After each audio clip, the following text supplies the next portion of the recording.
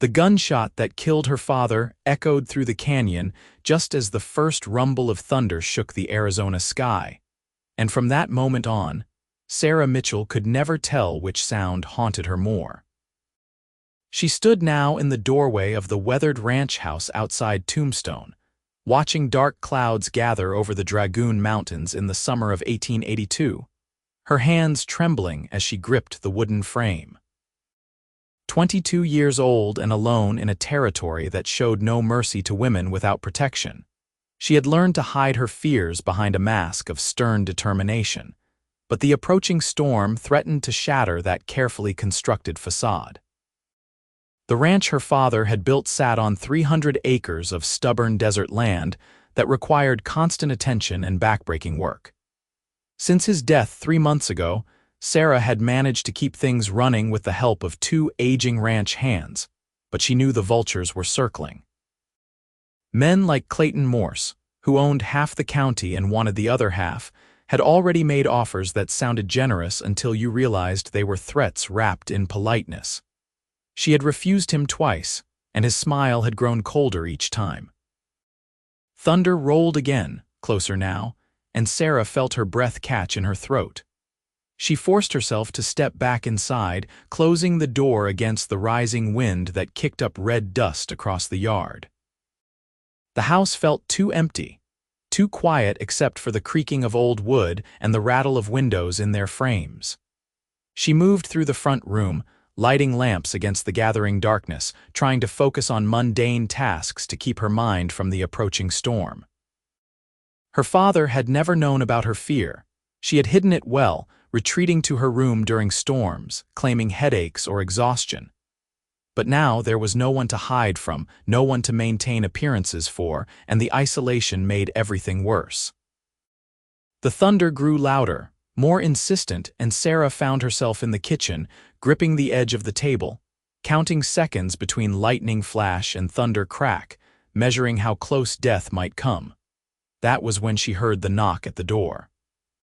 Sarah froze, her fear of the storm momentarily overtaken by a different kind of apprehension.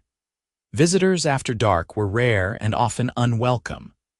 She moved to the front room, retrieving her father's rifle from above the mantel, checking that it was loaded before approaching the door. Another knock came, more urgent this time, and a man's voice called out over the rising wind. "Ma'am, I apologize for the intrusion. My horse threw a shoe about a mile back, and this storm is coming in fast. I am seeking shelter, nothing more." The voice was deep and steady, with a slight drawl that marked him as someone who had spent time in Texas. Sarah hesitated, the rifle heavy in her hands. The storm was nearly overhead now, and she would not turn away even a stranger to face what was coming. She opened the door a crack, keeping the rifle visible. The man on her porch was tall, well over 6 feet, with broad shoulders and the lean, muscular build of someone who spent his life in the saddle. He was perhaps 26 or 27, with dark hair that curled slightly at his collar and gray eyes that assessed her calmly despite the rifle pointed in his direction. He wore the typical garb of a working cowboy, dusty from travel, his hat held respectfully in his hands. A gun belt hung at his hip, but his hands were nowhere near the weapon. "I mean no harm, ma'am," he said, his eyes steady on hers. "I can bed down in your barn if you prefer, but I would be grateful for any shelter you can spare." Lightning split the sky behind him, illuminating his face in stark detail, and thunder crashed almost simultaneously. Sarah flinched, the rifle wavering in her grip, and something in her expression must have registered because the man's face softened with understanding. "Please," she heard herself say, stepping back. "Come in." He entered quickly, closing the door against the wind that had begun to howl. Sarah stepped back, still holding the rifle, studying him in the lamplight. Up close, she could see the weariness in his face, the dust of long travel on his clothes, but also a fundamental decency in his eyes that her father had taught her to recognize. Men who meant harm rarely knocked politely or kept their hands away from their guns. "Thank you," he said, hanging his hat on a peg by the door. "My name is James Corrigan. I have been working a ranch up near Prescott, heading south to find work. I appreciate your hospitality." "Sarah Mitchell," she replied, finally lowering the rifle. "This is my father's ranch." Was my father's ranch? She saw understanding flicker in his eyes at her correction, but he did not press. Thunder boomed overhead, shaking the house, and Sarah felt her composure crack. She set the rifle down quickly, turning away so he would not see her face, but her hands were shaking visibly. "Miss Mitchell," James said quietly, "are you all right?" "I am fine," she said, her voice tight.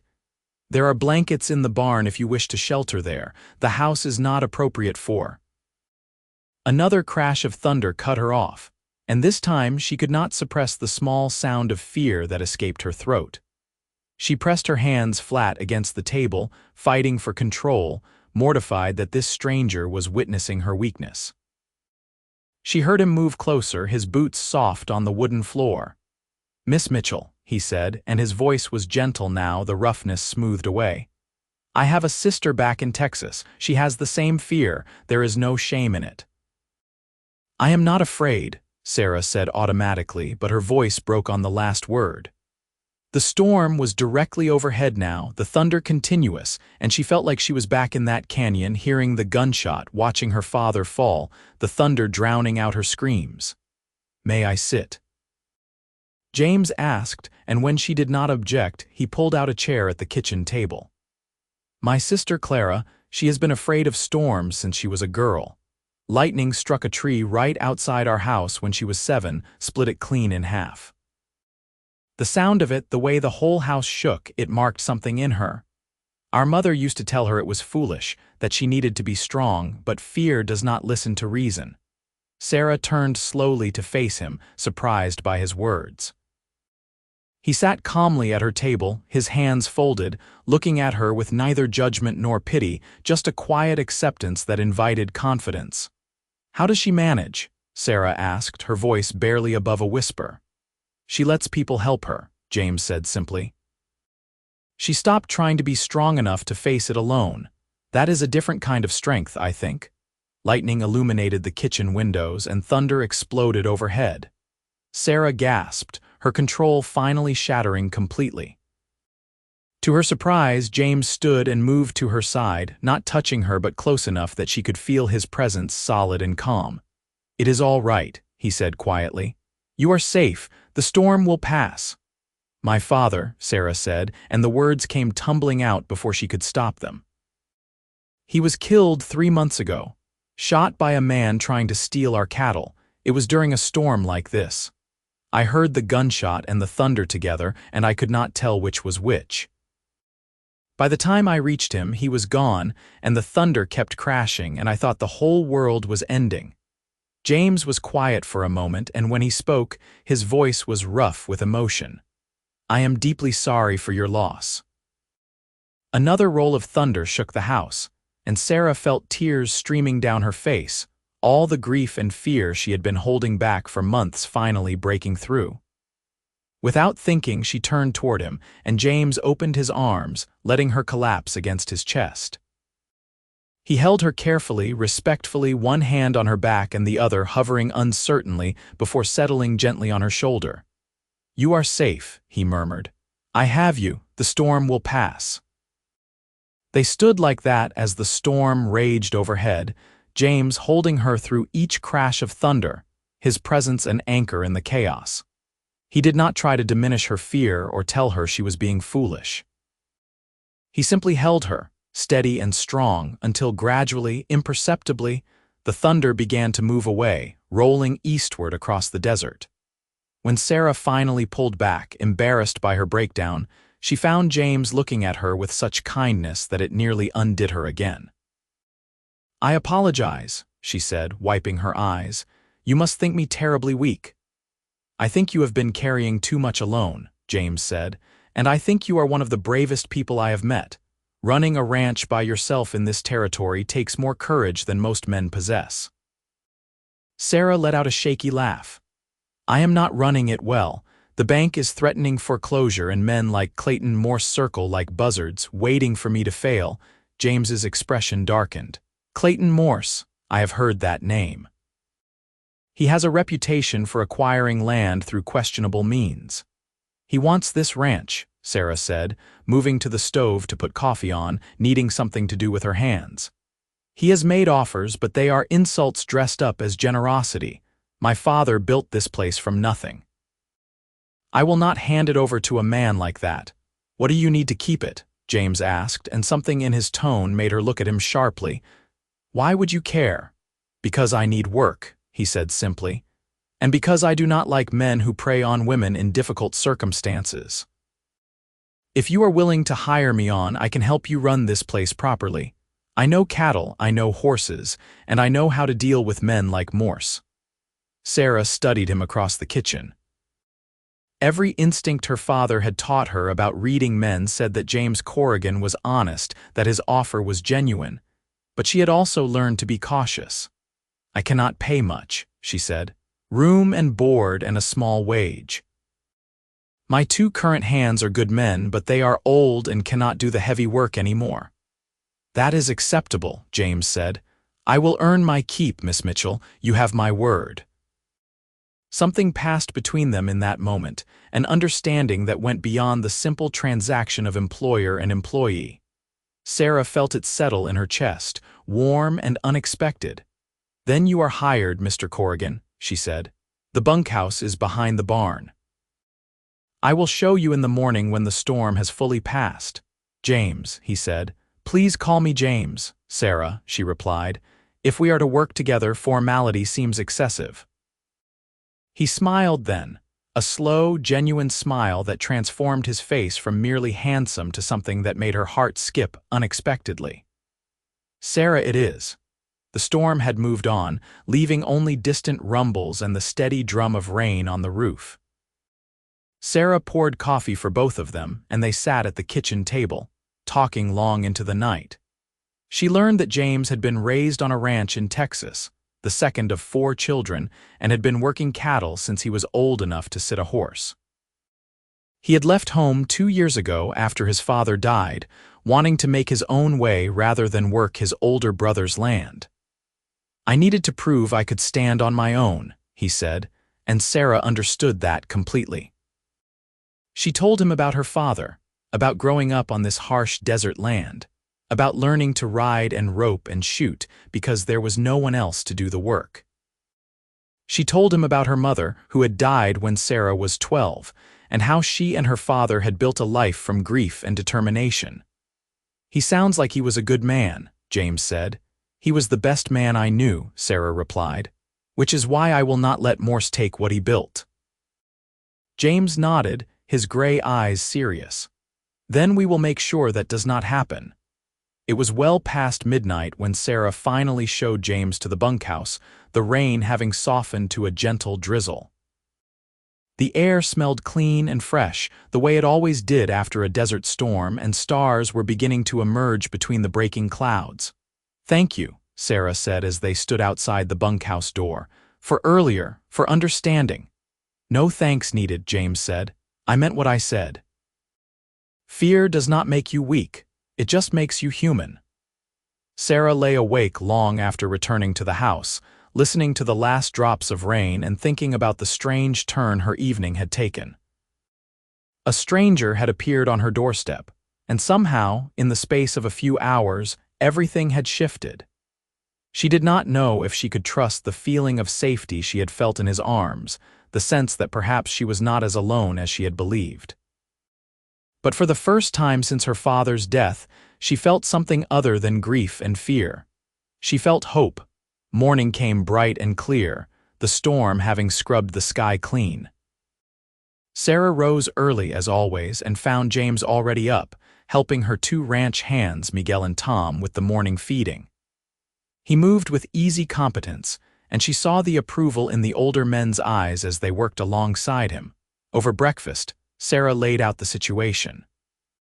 The ranch ran about 200 head of cattle, but they needed to increase the herd to make enough profit to satisfy the bank.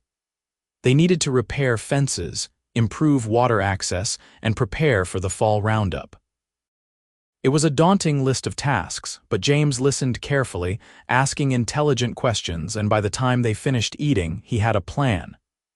We start with the water, he said.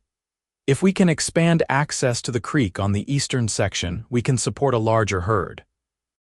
Then we focus on fence repair and begin acquiring more cattle. It will be hard work, but it is possible. Morse will not like it, Tom said, the older man's weathered face concerned. He has been counting on this place failing. Then Mr. Morse is going to be disappointed, James said, and there was steel in his voice that made Sarah believe him. The days that followed fell into a rhythm that felt almost normal. James proved to be everything he had promised and more. He worked from sunup to sundown, repairing fences, digging irrigation channels, breaking new horses to saddle. He treated Miguel and Tom with respect, learning from their years of experience while bringing his own knowledge and strength to bear. And he treated Sarah as a partner, discussing decisions with her, valuing her input, never once suggesting that she should step back and let the men handle things. But it was the storms that revealed the depth of what was growing between them. 2 weeks after James arrived, another storm rolled in at dusk. Sarah was in the barn, checking on a mare about to foal when the first rumbles began. She felt her chest tighten, her hands start to shake, and she closed her eyes, trying to breathe through the rising panic. Sarah. James's voice came from the barn door, and she opened her eyes to find him watching her with concern. I am fine, she said automatically. No, you are not, he said gently, crossing to her side. And that is all right. The thunder grew louder, and Sarah felt herself begin to tremble. Without a word, James wrapped his arms around her, pulling her close against his chest. She could hear his heartbeat, steady and strong, and smell the familiar scent of leather and sage that clung to him. I have you, he murmured against her hair. You are safe.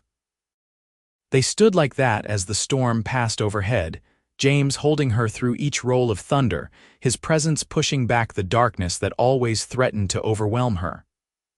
When the storm finally moved on, Sarah pulled back just enough to look up at him. Thank you, she whispered. James looked down at her, and something shifted in his expression.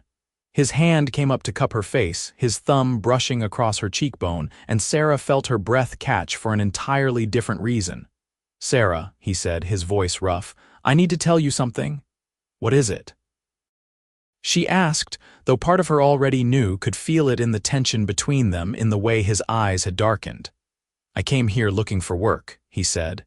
But I have found something far more valuable. I have found you. And I know it has only been 2 weeks, and I know you have no reason to trust me with your heart as well as your ranch, but I need you to know that I am falling in love with you. Sarah's heart pounded in her chest. She should be cautious, she knew.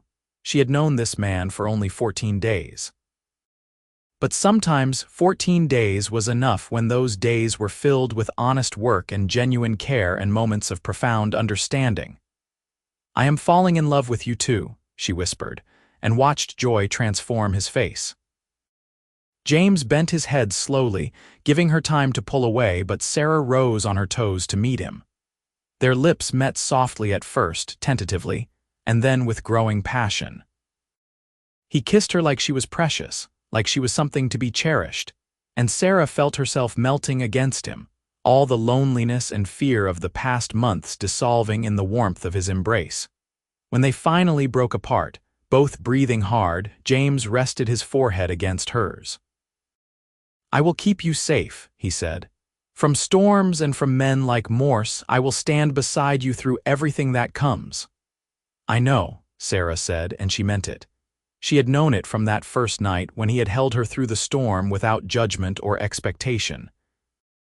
This was a man she could trust, a man she could build a life with. But trust and love, she was about to learn, did not make the world any less dangerous. Clayton Morse came calling 3 days later, riding up to the ranch house with 4 of his men. Sarah was in the yard, working with James to break a new horse to saddle when they arrived. She felt her stomach tighten at the sight of Morse, a portly man in his 50s with cold eyes and a smile that never reached them. Miss Mitchell, Morse said, dismounting with difficulty. I see you have hired new help. How enterprising of you. Mr. Morse, Sarah replied coolly. What can I do for you? I came to make you another offer, Morse said, pulling an envelope from his jacket. I have been thinking about your situation, and I believe this is more than fair. $15,000 for the land and all stock. That is considerably more than the place is worth, given your current debts. Sarah took the envelope but did not open it. The ranch is not for sale. Morse's smile tightened. Miss Mitchell, be reasonable. You cannot possibly run this operation alone. A woman has no business trying to manage a cattle ranch. She is not alone, James said, stepping forward. His voice was calm, but Sarah could feel the controlled anger radiating from him. And the lady has made her position clear. The ranch is not for sale. Morse looked at James with undisguised contempt. And who might you be, James Corrigan? I work here. A drifter, Morse said dismissively. Miss Mitchell, you cannot trust men like this. He will rob you blind and disappear in the night. Mr. Corrigan has proven himself to be a man of integrity, Sarah said sharply. Which is more than I can say for men who try to bully women into selling their land. Morse's face reddened. I am trying to help you, girl. This territory is dangerous. Accidents happen. It would be a shame if something were to befall you or your property. Is that a threat? James asked, and now his voice had gone dangerously quiet. It is a statement of fact, Morse said. This is wild country. Bad things happen to people who do not have proper protection. Miss Mitchell has protection, James said. And if any accidents befall this ranch or its owner, I will know exactly where to look for the cause. I imagine the territorial marshal would be interested in hearing about threats made against a woman's property. The two men stared at each other, and Sarah saw Morse's hand drift toward his gun belt. But James did not move, did not flinch, and after a long moment, Morse looked away. You are making a mistake, Morse said to Sarah. I will not make this offer again. Good, Sarah said. Now get off my land. Morse remounted with difficulty, and his men followed suit. As they rode away, one of them looked back, and Sarah saw pure malice in his eyes. She felt a chill run down her spine. He will not give up, she said quietly. No, James agreed, but we will be ready. That night, James moved his belongings from the bunkhouse to the house, sleeping on the sofa in the front room with his gun close at hand. Sarah knew it was improper, knew that tongues would wag if anyone found out, but she also knew they were past the point of worrying about propriety.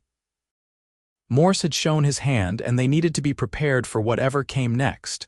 The attack came a week later in the middle of the night, heralded by the sound of gunshots and the smell of smoke. Sarah woke to James, shaking her shoulder urgently. The barn, he said. It is on fire. She scrambled out of bed, pulling on boots and grabbing her father's rifle. Outside, the barn was engulfed in flames, the horses screaming in terror. James was already running toward the blaze, and Sarah followed, her heart in her throat. Together, they managed to get the horses out, leading them to the safety of the corral while Miguel and Tom, roused by the commotion, worked to prevent the fire from spreading to the other buildings. By the time the flames died down, the barn was a total loss, and Sarah stood in the yard, covered in soot and ash, watching the last of her father's work burn to the ground. This was Morse, she said, and her voice shook with rage rather than fear. He did this. We cannot prove it, James said grimly. But yes, I believe you are right. What do we do? Sarah asked. We cannot rebuild the barn and buy more cattle and make our payments to the bank. The loss of the barn alone sets us back months. James was quiet for a long moment, staring at the smoking ruins. Then he turned to her, his face set with determination. We prove he did it, he said, and we make him pay. Over the next few days, James made discreet inquiries in Tombstone, talking to people who knew Morse and his operations. What he learned painted a picture of a man who had built his empire through intimidation, violence, and theft. Morse had run off at least a dozen small ranchers over the years, always managing to stay just on the right side of the law, always having alibis when suspicious accidents occurred. He has the sheriff in his pocket, James reported to Sarah one evening. We cannot go to the local law, but I have sent a wire to the territorial marshal in Tucson. If we can gather enough evidence, we might be able to build a case. How do we get evidence? Sarah asked. We set a trap, James said. We let Morse think he has one that you are ready to sell, and when he or his men come to discuss terms, we find a way to get him to confess. It was dangerous, Sarah knew. If Morse suspected they were trying to entrap him, things could turn violent quickly. But what choice did they have? They could not simply wait for the next attack. Sarah drafted a letter to Morse, stating that she was reconsidering his offer and would like to discuss terms. The reply came swiftly, Morse suggesting they meet at the ranch in 3 days' time. James spent those days preparing, rigging up a hiding place where he could listen to the conversation without being seen, and ensuring that Miguel and Tom were positioned to provide backup if things went wrong. When Morse arrived, he came alone, which surprised Sarah. She received him in the front room, offering coffee, playing the part of the defeated woman ready to give up her dreams. I knew you would see reason eventually, Morse said, settling into her father's chair with proprietary ease. Women are not built for this kind of life. You should be married, raising children, not trying to run a cattle operation. I am doing what I must to survive, Sarah said, keeping her voice meek even as rage burned in her chest. Of course, Morse said soothingly, and I am prepared to be generous. $12,000, and I will even give you a month to find a new situation. That is considerably less than your previous offer, Sarah said. Morse shrugged.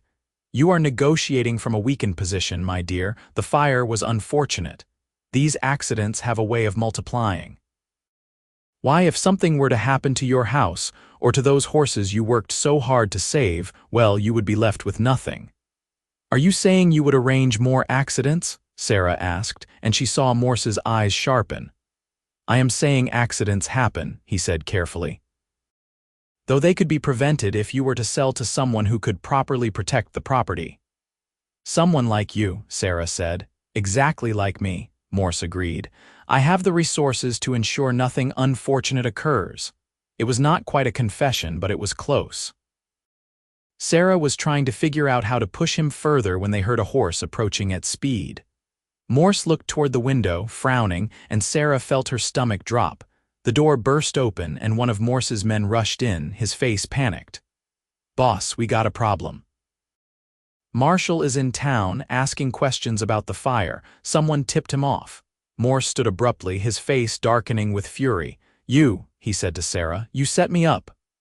I do not know what you mean, Sarah said, but her voice lacked conviction. Where is he? Morse demanded. That cowboy you hired, where is he? James stepped out from the back room, his gun drawn. Right here, Morse, and I heard everything. Morse's hand went to his gun, but James was faster. Do not, James said quietly. I would hate to shoot an unarmed man, but I will if you force me to. For a tense moment, no one moved.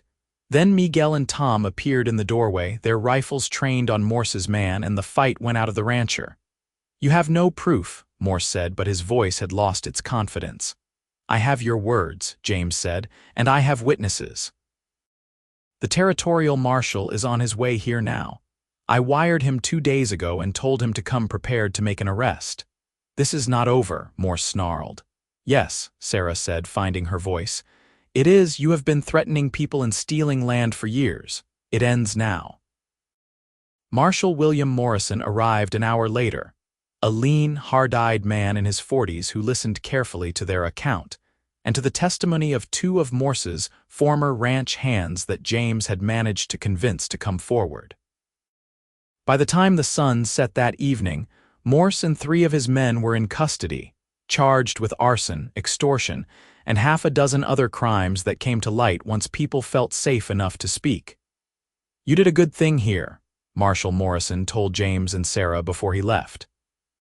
Men like Morse poison the whole territory. It takes courage to stand up to them. After the marshal left, Sarah and James stood in the yard, watching the stars emerge in the darkening sky.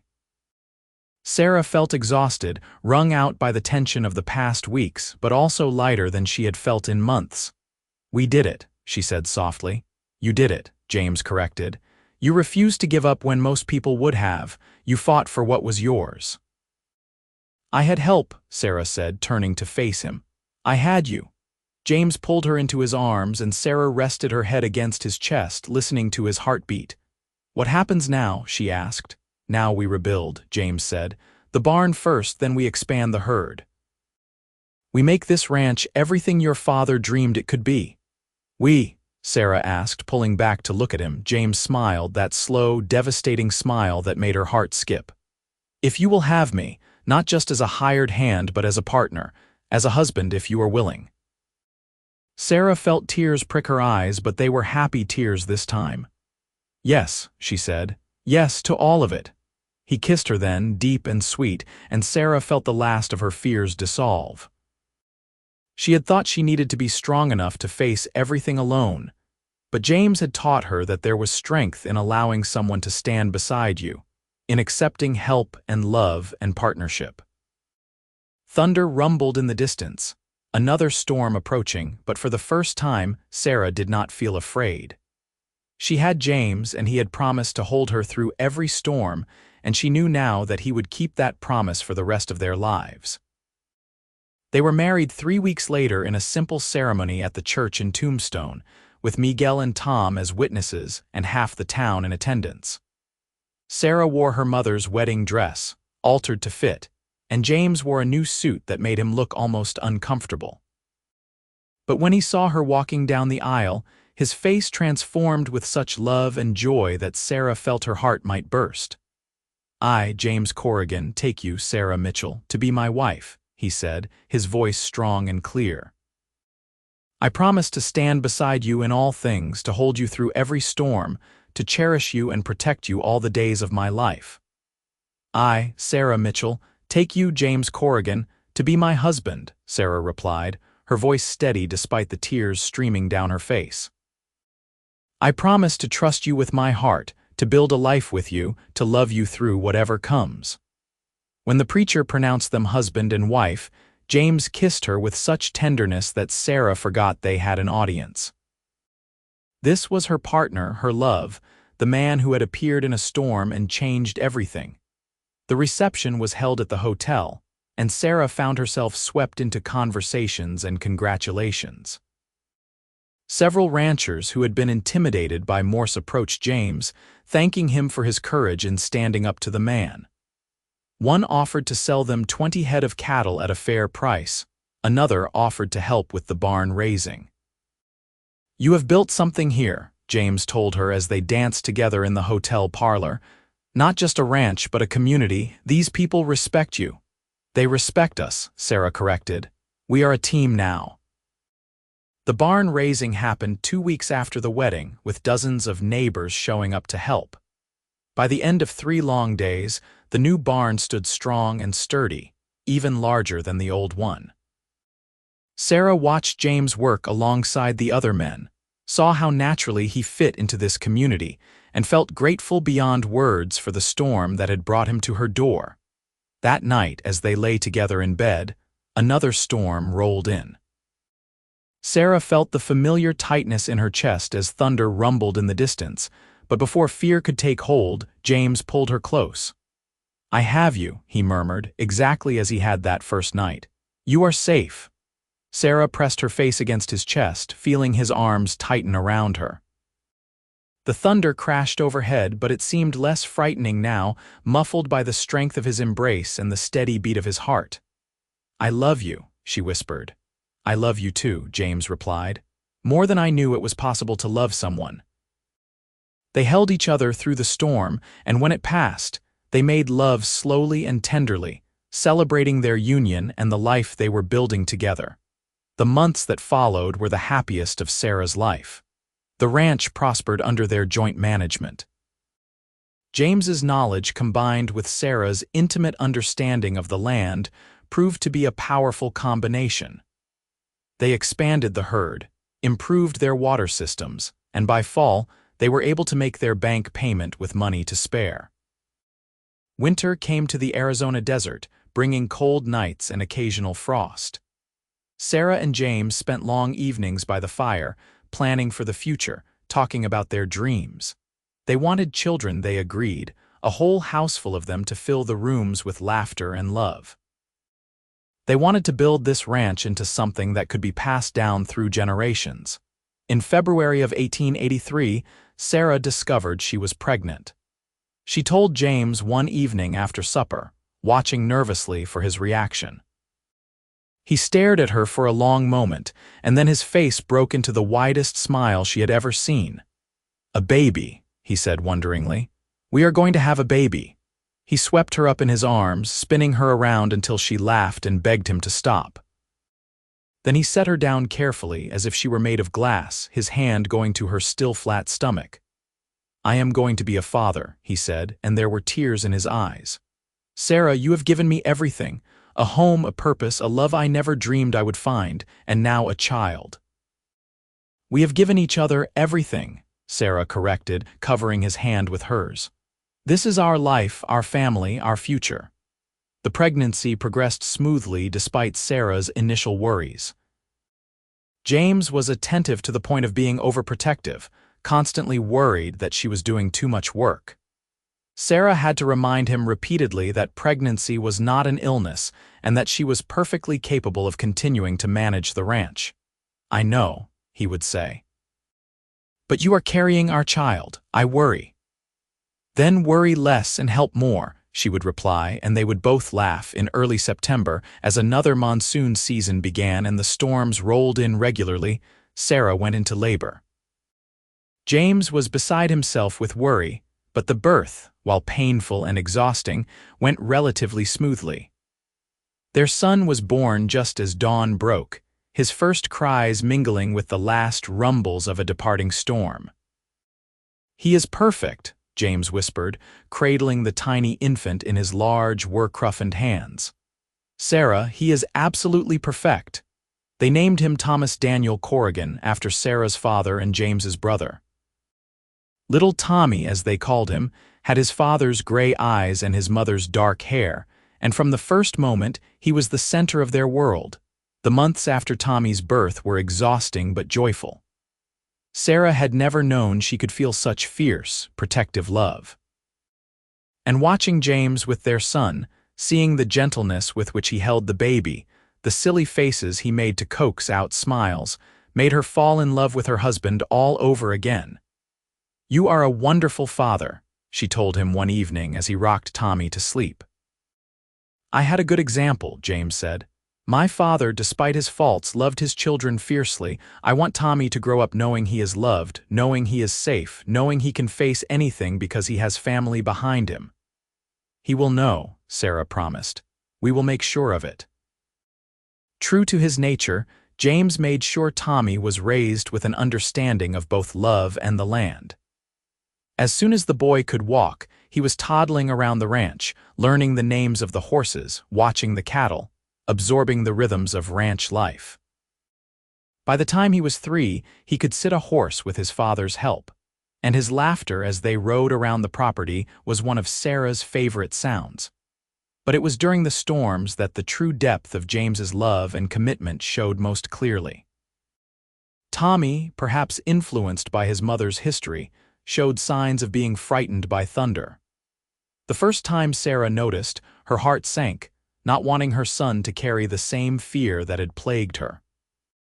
But James simply scooped the crying toddler up, held him close, and carried him to the window. "See those clouds, Tommy," he said, pointing at the lightning. "That is just nature making noise. It sounds scary, but it cannot hurt you when you are safe inside with people who love you. And even if you are scared, that is all right, because Daddy is right here and Mama is right here, and we will never let anything bad happen to you." Tommy calmed, watching the storm with wide eyes, secure in his father's arms. And Sarah, watching them together, felt her own fear diminish even further. She had spent so many years letting thunder control her, letting it bring back the trauma of her father's death. But James had shown her that fear could be faced and conquered, not by pretending it did not exist, but by facing it with the support of people who loved you. That night, as the storm raged overhead, the 3 of them sat together in the front room. Tommy fell asleep in James's arms, and Sarah leaned against her husband's shoulder, listening to the thunder without flinching. "I am not afraid anymore," she said softly. Or if I am, it is a manageable fear. You did that. You took my worst fear and made it bearable. We did that together, James said. You were brave enough to admit you were afraid, brave enough to let me help. That took more courage than facing it alone would have. 2 years later, their daughter was born. They named her Clara Rose after James's sister and Sarah's mother. Clara was quieter than Tommy had been as a baby, more contemplative, with her mother's brown eyes and her father's smile. Tommy was fascinated by his little sister, constantly wanting to hold her and help care for her. Gentle, Sarah would remind him as he patted Clara's head with enthusiastic toddler hands. She is very small. I protect her, Tommy would declare seriously. Like Daddy protects us. The ranch continued to prosper. Word of their stand against Morse had spread, and they earned a reputation as fair but firm ranchers who treated their hands well and conducted business honestly. They hired more help as the operation grew, eventually running nearly 500 head of cattle and breeding some of the finest horses in the territory. But despite their success and growing wealth, Sarah and James never forgot where they had started. They remained hands-on ranchers, working alongside their hired men, making sure their children understood the value of hard work and integrity. In the summer of 1889, when Tommy was 6 and Clara was 4, the territorial government announced that Arizona would likely achieve statehood within a few years. The news was celebrated throughout the region, and Sarah felt a surge of pride thinking about how much had changed since she had stood alone in a doorway, terrified of thunder and uncertain of the future. We are watching history happen, she told James that evening as they sat on the porch, watching their children play in the yard. Arizona is growing up, and so are we. We have built something real here, James agreed, something that will last. But life, Sarah had learned, was never entirely predictable. In the spring of 1890, a telegram arrived from Texas. James's brother Daniel had died suddenly of a heart ailment, leaving behind his wife and 3 children. The family was asking if James could come help settle affairs. I have to go, James said, his face drawn with grief. Daniel raised me after our father died. I owe him this. We will all go, Sarah said firmly. You are not going to face this alone.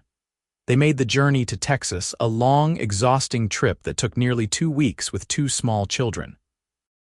James's family welcomed them with open arms, clearly relieved to see him. His sister Clara, the one who shared his wife's fear of storms, embraced Sarah like a long-lost sister. James wrote about you, Clara said, about how brave you are, how you built a life in that wild territory. And he wrote about the storms, about how he helps you through them the way our family helps me. He is a good man, Sarah said simply. The best, Clara agreed. They stayed in Texas for 6 weeks, helping Daniel's widow sort through affairs and make plans for the future. James spent long hours with his nephews, teaching them skills their father would have taught them, making sure they knew they were not alone. Sarah helped where she could and also got to know James's family, understanding more deeply the foundation of love and loyalty that had shaped her husband. The night before they were due to leave, a massive storm rolled across the Texas plains. Sarah woke to the sound of thunder and found the bed beside her empty. She rose and went to the children's room, finding James sitting between Tommy and Clara's beds, a hand on each of them, keeping watch over their sleep as the storm raged. They are fine, he said softly when he saw her. Not even stirring, but I wanted to be here just in case. Sarah's heart swelled with love. This man who had held her through her worst fears, who had built a life with her, who protected their children with such fierce devotion, was everything she had never known she needed. Come back to bed, she whispered. They are safe, we are all safe. James kissed each child gently and followed her back to their borrowed room. They made love quietly, tenderly, celebrating their life together and the family they had created. The journey back to Arizona was easier, the children more settled, and when they finally crested the rise that gave them their first view of the ranch, Sarah felt tears of joy prick her eyes. This was home. This land that had once seemed so harsh and unforgiving had become the foundation of everything good in her life. "Welcome home," James said, reaching across to squeeze her hand. "Welcome home," Sarah echoed, and knew she meant it with every fiber of her being. The years that followed were marked by steady growth and deep happiness. Tommy grew into a serious, responsible boy who loved the ranch as much as his parents did. Clara was quieter but equally devoted, with a gentle way with animals that reminded Sarah of her own mother. In 1893, they were blessed with another son, whom they named Michael, and 2 years later, a second daughter arrived, little Ruth. With 4 children, the house was always full of noise and laughter and the cheerful chaos of family life. James proved to be endlessly patient, whether he was teaching Tommy to rope a calf, reading to Clara by the fire, playing with Michael in the yard, or rocking baby Ruth to sleep. "I never knew I could be this happy," he told Sarah one evening as they watched their children from the porch. "When I showed up at your door that night, I was just a drifter looking for work. You gave me a home, a purpose, a family. You gave me everything." "You gave me courage," Sarah replied. "You showed me that being afraid did not make me weak and that I did not have to face everything alone. You held me through the storms, James. You kept your promise." "I will keep it for the rest of my life," James said, pulling her close. "Every storm, every fear, every challenge, I will be right here beside you." In 1896, Arizona's territorial legislature began serious discussions about statehood. Sarah and James attended several town meetings, listening to debates about the future. Tommy, now 13 and old enough to understand, was fascinated by the political process. "Will it change things for us?" he asked his father. "Some things," James said thoughtfully. "But the important things, the things that matter, those will stay the same. Family, hard work, honesty, treating people fairly. Those do not change based on whether we are a territory or a state." That wisdom, Sarah thought, was what made James such a good father and partner. He understood what mattered and never lost sight of it. As the century drew to a close, the ranch had become one of the most successful operations in the region. They employed a dozen hands full-time, ran over 1,000 head of cattle, and had begun breeding horses that were in demand throughout the Southwest. Sarah and James had achieved everything they had dreamed of and more, but the true measure of their success was not in cattle or horses or land. It was in the family they had built, in the love that filled their home, in the way their children were growing into good, honest, hard-working people. It was in the way Sarah no longer flinched at every thunderclap, no longer felt panic rising in her chest when storms approached. She had conquered her fear, not by becoming fearless, but by learning to face it with the support of the man who loved her. On their 15th wedding anniversary in 1897, James gave her a beautiful necklace with a single sapphire pendant. "It is the color of the sky after a storm," he said as he fastened it around her neck, "to remind you that after every storm comes beauty and peace." Sarah turned in his arms, kissing him deeply. "I do not need a reminder," she said. "I have you." That night, as they lay in bed, another storm rolled in. It was one of those spectacular Arizona monsoons, with lightning that lit up the entire sky and thunder that shook the walls. But Sarah did not flinch. She simply curled against James, feeling his arms come around her automatically, and listened to the storm with something approaching peace. "I love the sound of rain," she murmured. "When did that happen?" "When you stopped associating it only with pain," James said. "When you allowed yourself to make new memories." "Good memories," Sarah agreed. "The best memories." In the morning, they found all 4 children piled into Tommy's room. Apparently, little Ruth had been frightened by the storm, and the older children had decided to have an impromptu camping adventure on the floor to make her feel better. They were all tangled together in blankets, sleeping peacefully, and Sarah felt her heart swell with pride. "They take care of each other," she said softly. "Because we taught them to," James replied. "Because they see how we take care of each other." As the new century approached, there was excitement throughout the territory.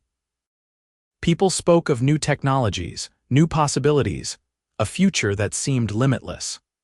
Arizona was growing, modernizing, and Sarah and James were part of that transformation. But on New Year's Eve, 1899, as they prepared to welcome the 20th century, Sarah found herself thinking not about the future but about the journey that had brought them here. She thought about the terrified woman she had been, standing in a doorway during a storm, convinced she had to face everything alone. She thought about the man who had appeared out of that storm, offering help without judgment, promising protection without demanding anything in return. "What are you thinking about?" James asked, joining her on the porch where she had come to watch the sunset. "About us," Sarah said. "About how far we have come." "We have come far," James agreed, "but we have farther to go. We have children to raise, a ranch to run, a life to live together." "I would not want to live it with anyone else," Sarah said. "Nor would I," James replied, pulling her into his arms. "You are my heart, Sarah, you always will be." They kissed as the sun set on the last day of the 19th century, two people who had found each other in a storm and built a life that was richer and more beautiful than either had dared to dream. The new century brought changes, as all new eras do. Automobiles began appearing on the roads, though they were rare and unreliable. Telephones became more common, though it would be years before service reached their remote ranch. The world was shifting, modernizing, but on the ranch, the rhythms remained largely the same. Cattle still needed tending, horses still needed training, and the land still demanded hard work and dedication. Tommy was growing into a fine young man, tall and strong like his father, with a natural leadership ability that suggested he would one day run the ranch successfully. Clara, at 14, was developing into a skilled horsewoman with dreams of breeding champion stock. Michael, at 7, was the mischievous one, always getting into adventures that both exasperated and delighted his parents. And Ruth, at 5, was the baby of the family, sweet and affectionate, with a singing voice that filled the house with music. In the summer of 1902, Tommy fell in love with the daughter of a neighboring rancher. Emily Harper was a sensible, hard-working girl who had grown up on the land just as Tommy had, and Sarah approved of the match immediately. "She will make him happy," she told James as they watched the young couple ride together across the property. "She understands this life." "He is too young to marry," James protested, though his tone was more resigned than genuinely concerned. "He is only 19. "You were 26 when we married," Sarah reminded him. "And Tommy is more mature than his years. If they want to marry, we should support them." Tommy and Emily were engaged that fall and married the following spring in a ceremony that brought together half the ranchers in the region. Sarah watched her eldest son pledge his life to his bride and thought about the vows she and James had spoken almost 20 years earlier. The promise to stand together through storms had proven to be prophetic in ways she never could have imagined.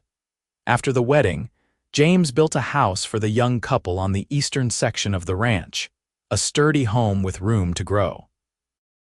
Tommy would eventually take over management of that section, learning the business gradually under his father's guidance. "We are building a legacy," James said as they watched the house take shape, "something that will outlast us." "That was always the dream," Sarah replied. "My father started it, we built on it, and now our children will carry it forward." Life continued its steady rhythm. Clara, at 16, began helping her mother with the bookkeeping and correspondence, showing a head for business that complemented her skill with horses. Michael discovered a talent for mechanical work, fascinated by the few automobiles that passed through the region and constantly tinkering with equipment to make it run better. Ruth continued to be their sunshine, her cheerful disposition and beautiful singing voice bringing joy to everyone around her.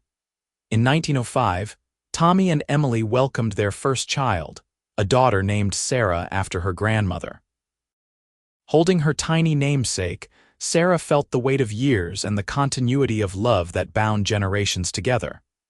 This tiny girl would grow up on this land, learning the same lessons, building her own memories, creating her own life. "You are a grandmother," James said, grinning at her. "How does that feel?" "Old," Sarah admitted. "And wonderful, and grateful beyond words." As little Sarah grew, she became a frequent visitor to the main house, doted on by her uncles and aunts and spending hours with her grandparents. Sarah Sr. loved watching James with the baby, seeing the same gentleness he had shown with their own children now extended to the next generation. The storms still came, as they always did in the Arizona high desert. But they had long since lost their power to terrify. Sarah had learned to love the sound of rain on the roof, the smell of wet earth, the way the desert bloomed after a good monsoon. And she had never forgotten the promise James had made, the promise he kept faithfully even when it was no longer strictly necessary. Every time a storm rolled in, James would find her, would pull her close, would hold her until it passed. It had become ritual, a wordless affirmation of their bond. Sarah did not need it anymore, but she cherished it anyway, this tangible proof that she was loved, that she was not alone, that through every storm of life, literal or metaphorical, James would be there. In 1909, Arizona's push for statehood gained serious momentum. Tommy, now 26 and deeply involved in territorial politics, attended meetings and debates, fighting for the territory's admission to the Union. Sarah and James were proud of his engagement, of his willingness to work for something bigger than himself. "He gets that from you," James told her. "That determination to fight for what is right, no matter how difficult. He gets it from both of us," Sarah corrected. "He has your integrity and my stubbornness." "A formidable combination," James agreed with a laugh. That fall, Clara announced her engagement to a young horse breeder from California, who had come to the ranch to buy stock and fallen in love with both the horses and the breeder's daughter. Samuel Chen was the son of Chinese immigrants, and Sarah was briefly concerned about how the community might react to the match, but Clara was firm. "I love him," she said simply. "And he is a good man with a solid business. If people have a problem with that, it is their problem, not mine." Sarah looked at her daughter, now 21 and so sure of herself, and felt proud. This was what she and James had tried to teach their children, to judge people by their character, not their circumstances, to stand firm for what they believed was right. "Then you have our blessing," Sarah said. "And anyone who objects can answer to your father and me." The wedding took place the following summer, a beautiful ceremony that blended traditions from both families. Samuel proved to be everything Clara had claimed, a hard-working, honest man who adored his wife and fit seamlessly into the ranch operation. He and Clara planned to build a breeding program that would make the ranch famous throughout the West, and watching them work together, Sarah had no doubt they would succeed. With Tommy managing the eastern section and Clara and Samuel developing the horse breeding operation, the ranch was evolving into a true family enterprise. Michael, at 16, was already talking about studying engineering, wanting to bring modern innovations to ranch management. And Ruth, at 14, had begun teaching music to children in town, her beautiful voice and patient nature making her a natural instructor. "We raised remarkable children," James said one evening as they sat together on the porch, a habit they had maintained for nearly 30 years. "I am so proud of the people they have become. They are remarkable because they were loved," Sarah said, "because they grew up in a home where they were cherished and supported and taught that their worth came not from wealth or status but from character and integrity." "You did that," James said. "You created that home." "We created it together," Sarah corrected, as she always did. After so many years, she still insisted on acknowledging their partnership, on making sure James understood that everything they had built was built together. In February of 1912, Arizona was finally admitted to the Union as the 48th state. The celebration was territory-wide, with parades and speeches and a sense of new beginnings. Tommy was part of the delegation that traveled to Phoenix for the official ceremonies, and he returned with stories of dignitaries and politicians, of hope and optimism for the future. "We are making history," he said excitedly. "Arizona is part of the United States now. Everything we have worked for, everything grandfather and you and Dad built, it is all part of something bigger." Sarah felt tears prick her eyes. Her father would have been so proud to see this day, to see what his daughter and his ranch had become.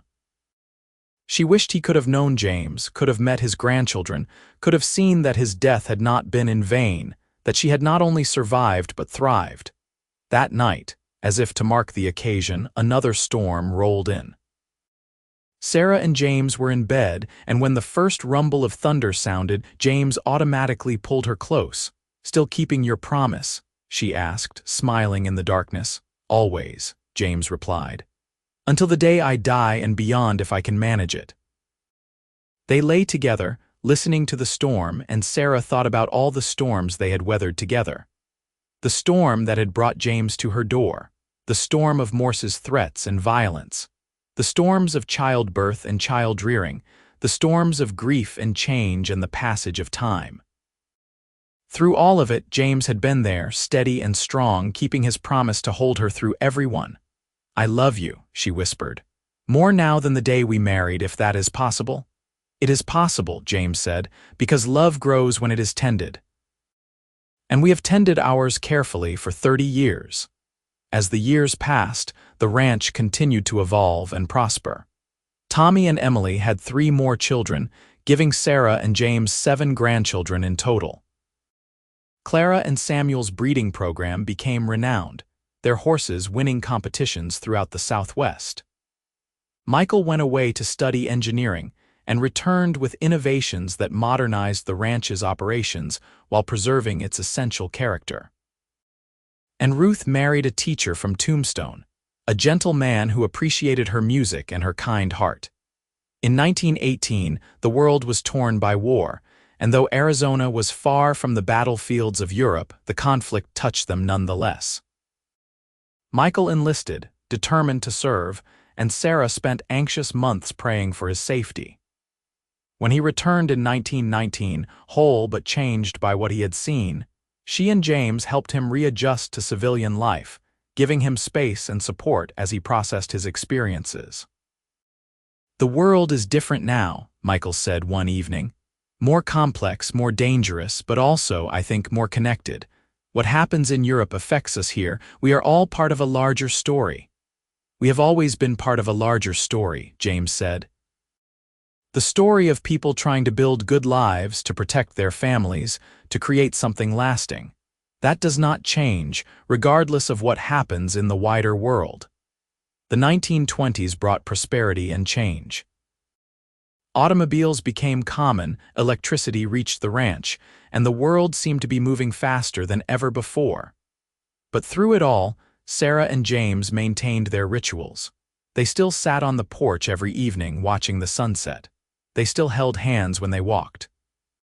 And every time a storm rolled in, James still pulled Sarah close, still held her until it passed, still kept the promise he had made so many decades before. In the summer of 1927, they celebrated their 45th wedding anniversary. All 4 of their children came home for the occasion, bringing spouses and grandchildren, filling the house with noise and laughter and love.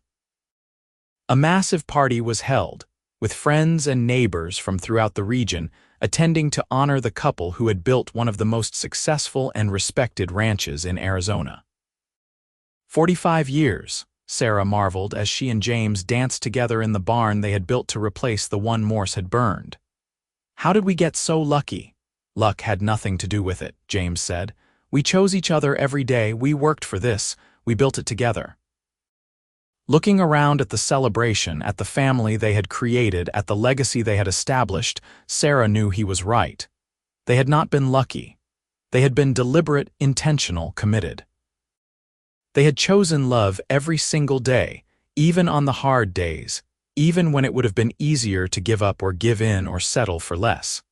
As the night wore on and the party wound down, a summer storm rolled in.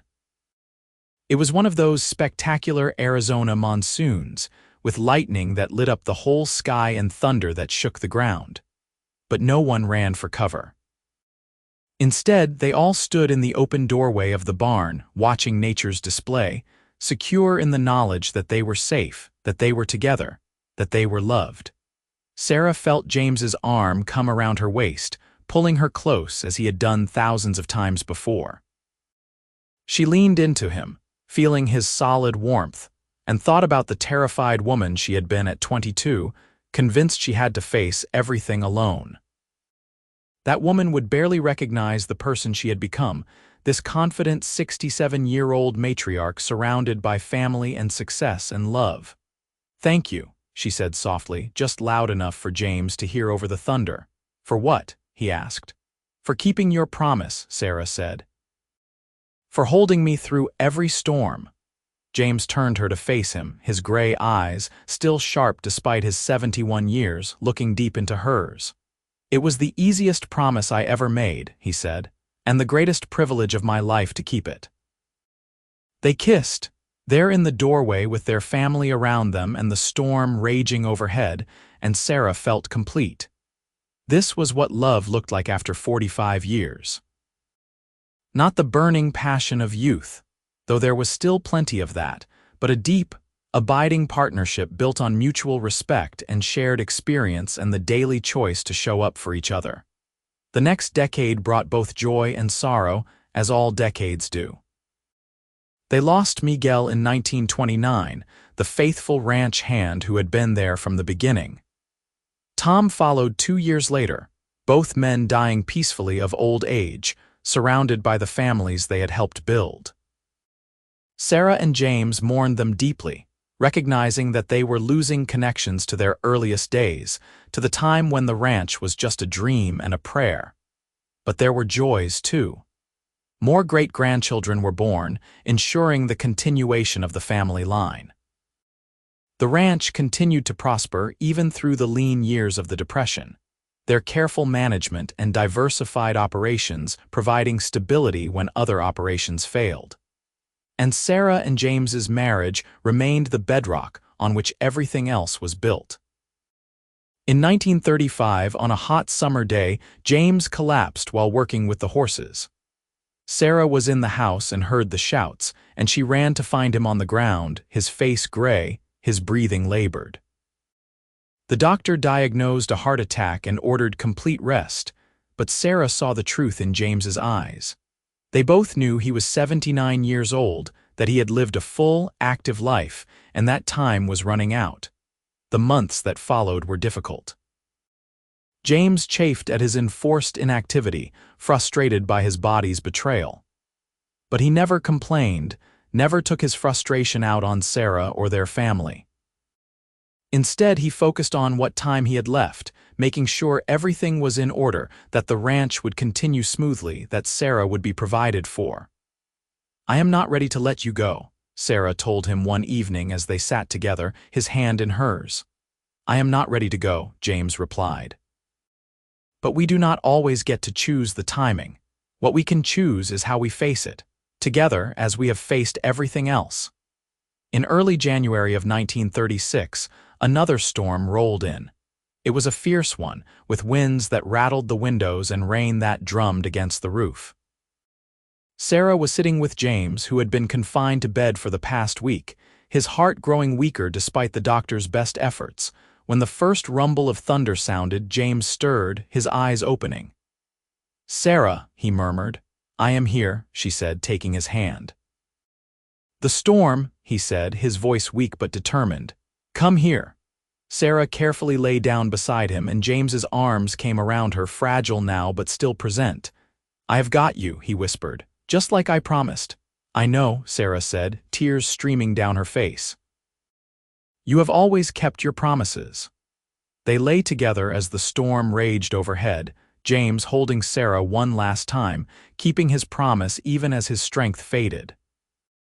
And when the storm passed and dawn broke clear and cold, James took one last breath and was gone, his arms still around his wife, still protecting her, still loving her, until his very last moment.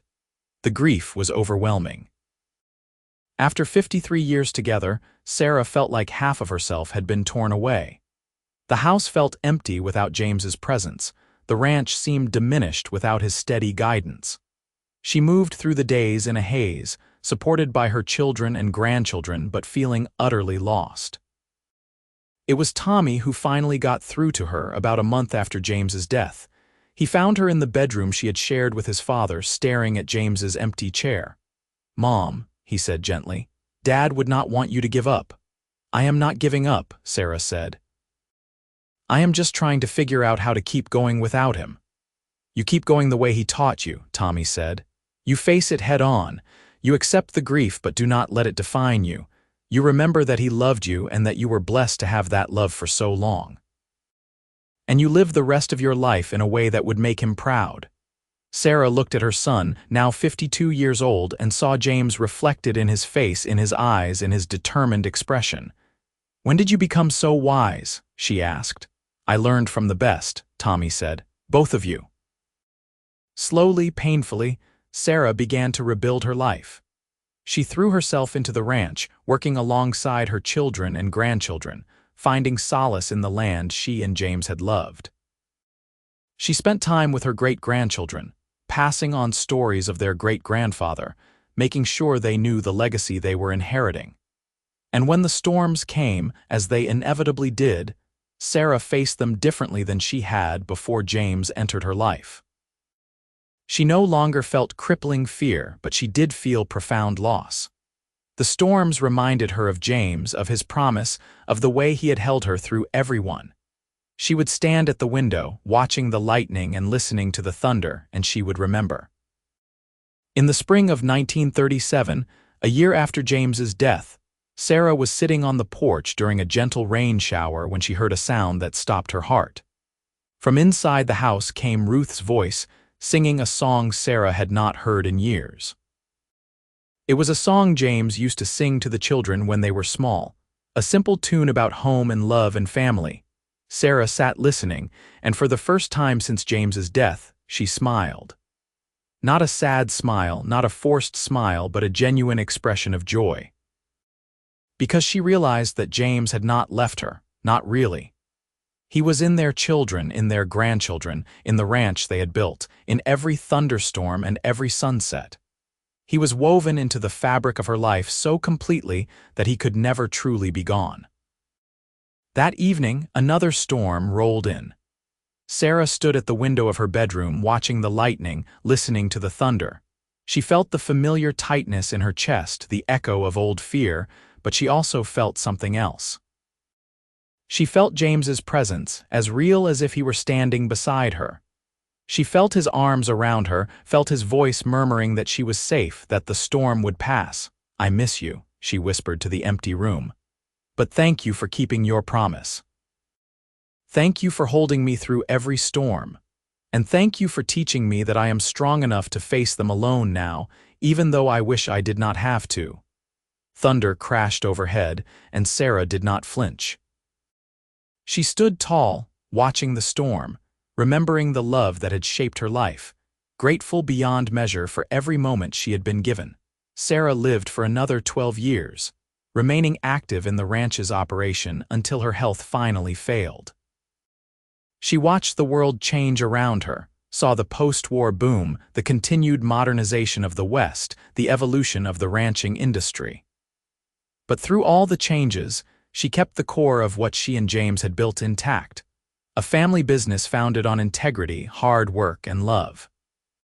She passed away peacefully in her sleep in the spring of 1949 at the age of 88, surrounded by her children and grandchildren. Her last words were to Tommy as he sat holding her hand. "Tell them," she said, her voice faint but clear. "Tell all of them about your father. About how he kept his promises. About how love can conquer fear, about how the storms pass if you have someone to hold you through them." "I will, Mom," Tommy promised. "We all will." Sarah was buried next to James on a hillside overlooking the ranch, under the wide Arizona sky they had both loved. At the funeral, as 4 generations of family gathered to pay their respects, a summer storm rolled in. Lightning flashed, thunder boomed, and rain poured down on the assembled mourners, but no one ran for cover. They stood together, holding each other up. remembering the woman who had built a legacy from fear and love, and the man who had stood beside her through every storm. And when the storm passed and the sun broke through the clouds, a brilliant rainbow arced across the sky, stretching from the ranch house to the distant mountains. "Look," little Sarah, now 44 years old and a grandmother herself, said to her children, "it is a promise that after every storm, beauty and peace will come, just like great-grandfather taught us," her daughter replied. The ranch continued to operate for generations, passing from Tommy to his children and then to theirs, each generation adding their own innovations while preserving the core values that Sarah and James had established. The story of the woman who was afraid of thunder and the cowboy who held her through every storm became family legend, told and retold until it achieved the status of myth. But it was never just a story. It was truth. It was the foundation on which everything else was built. It was proof that love, real love, the kind that shows up every single day, the kind that keeps its promises even when it is hard, the kind that holds on through the storms, that was the most powerful force in the world. More powerful than fear, more enduring than grief, more lasting than any empire or fortune. Sarah and James had promised to love each other through all things, and they had kept that promise faithfully for over half a century. They had built a life together that became a legacy, a family that spanned generations, a love story that would be remembered long after the ranch itself had returned to desert. And every time a storm rolled across the Arizona landscape, every time thunder boomed and lightning flashed, somewhere in that family, someone would hold someone else a little closer. They would remember the promise James had made and kept. They would remember that fear could be conquered, not by being strong enough to face it alone, but by being brave enough to let someone help you through it. The storms would always come. That was the nature of life, of living in a wild place, of being human. But they would also always pass.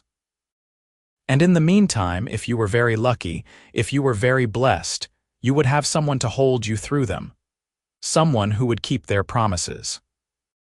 Someone who would love you, not in spite of your fears, but through them and beyond them, transforming them into something beautiful and lasting and true. That was the legacy Sarah and James left behind. Not just a successful ranch or a large family, but proof that love, real and abiding and faithful love, was the answer to every storm that life could bring. And that legacy endured, passed down through the generations, a light in the darkness, a promise kept, a love that conquered all.